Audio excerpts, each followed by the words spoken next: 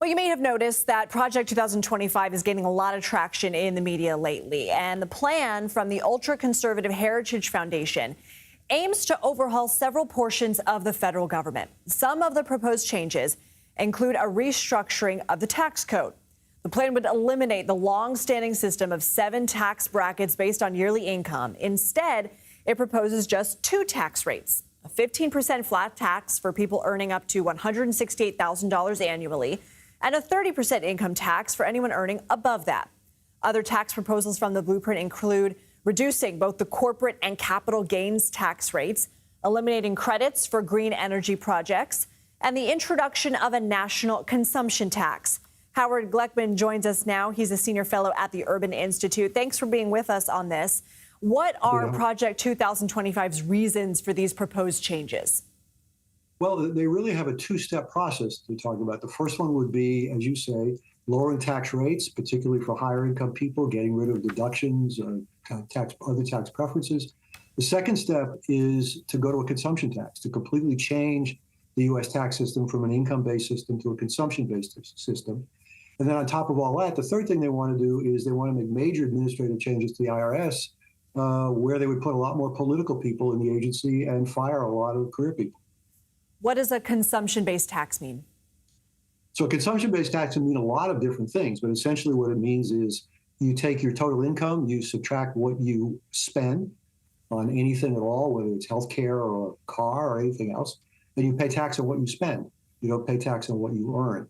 So that could be a value-added tax, it can be a flat tax, it can be many other different versions. And in this document, they don't really say which one they support. They just say they want to eventually go to a consumption tax.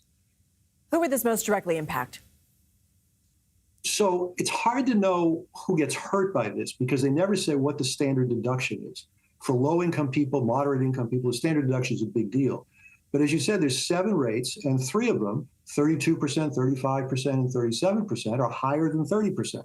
So it's pretty clear that high-income people who are currently paying top rate higher than 30% would benefit significantly. They're also going to benefit substantially from those lower capital gains rates. Many of them are paying capital gains rates almost at 25%, and in this proposal, they'd be paying them as low as 15%. So a big deal for high-income people, impossible to know really what it means for lower-income people. What about the U.S. economy? And I know that there are still questions to be answered here, but any idea right now of the impacts this could have?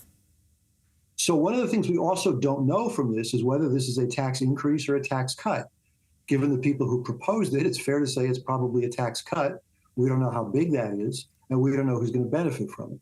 So with all that said, it's hard to know. It's also important to recognize that another part of this proposal would raise tariffs again, and that is bad for the U.S. economy. We do know that. Trump and his campaign have worked to distance themselves from Project 2025. It's unclear how they feel about this tax proposal, but has he publicly supported, what has he publicly supported, rather, when it comes to his own preferred tax policy? So he started the campaign by saying he mostly favored cutting corporate tax rates. Then he shifted a little bit in the middle of the primaries and said, well, he really wants to continue the Tax Cuts and Jobs Act. That was a 2017 tax bill that passed under his watch. That proposal, extending the Tax Cuts and Jobs Act, is very different than this proposal. So it's hard to know how much of this he actually would support. Now, many of the people involved in developing this proposal were people who were helping him in his first administration. So it's possible that he would make some shifts. We don't know. As far as a longer-term proposal to create a consumption tax, I have no idea what he thinks about that. I don't think he's ever really talked about it. To be continued. Howard Gleckman, thank you. Happy to see you. Thank you.